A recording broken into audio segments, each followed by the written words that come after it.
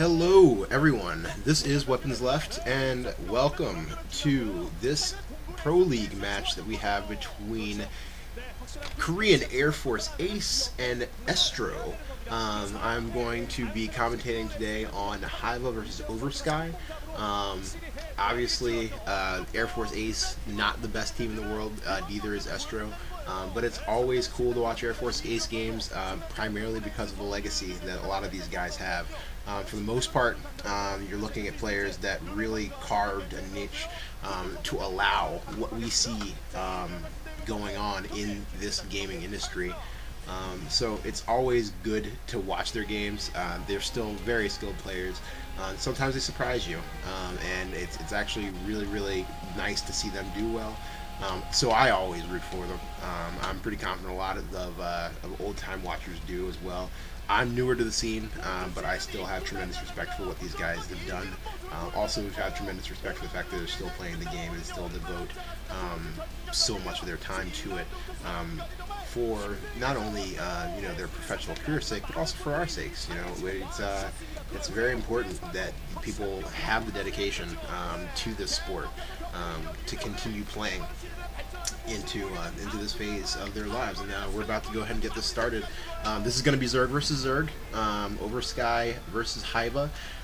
Couldn't tell you a whole lot about Hyvaa, but I will say that Oversky is good times. He's a very intelligent player.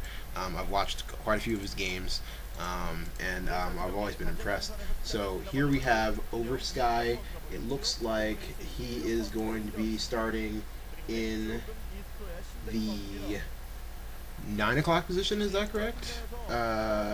No, excuse me. That's Hyvaa is the brown Zerg starting in the 9 o'clock position, and at the 3 o'clock position we have Oversky as the teal Zerg. It looks like they're going to be playing on Heartbreak Ridge, which is one of my favorite matchups to watch. I love this map.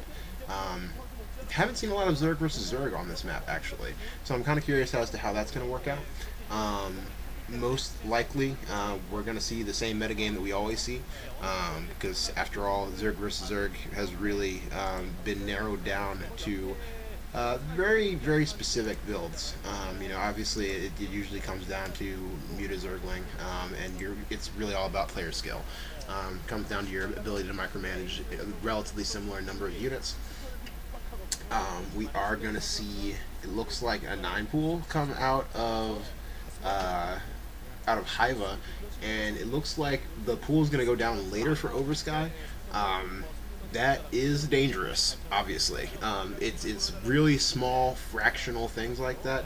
The difference between a 9 pool versus an over pool that will decide games for you early on. And in a Zerg versus Zerg, having that pool up quickly, getting speed before your opponent, all those things are going to be just so incredibly crucial. And it looks like, we have an overpool into Extractor for Oversky, so he's going to be slightly behind, it looks like, in this game, in terms of when you start seeing, there's the 6 link coming up right now for Hyvaa. So he's going to have his lings out a little bit earlier. They are obviously going to have to traverse the map, to get over to Oversky.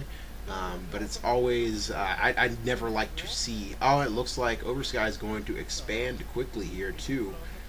So going for an econ game, or at least more of an econ game than Hyvaa is going for, which is risky. I will say it is very risky to try and push for the extra pool, or excuse me, for the extra hatchery at this point in time. Just because of the fact that, in Zerg versus Zerg, it's so crucial to have your units getting punked out. And here we go straight to lair for Oversky. So he is just balling out. Not going to go and put out any lings at all, it looks like, almost. And Hyvaa seems content to have not sent his early lings over. I don't agree with that. If you went ahead and invested in the lings early, to go ahead and get those lings out there, I don't understand why you wouldn't go ahead then and produce those lings and send them immediately out there to try and see what's going on. And I mean, it's you've got a decent block going on. There's a choke here.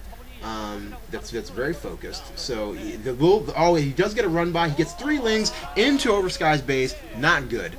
Very not good. And these guys are going to do tremendous amounts of damage.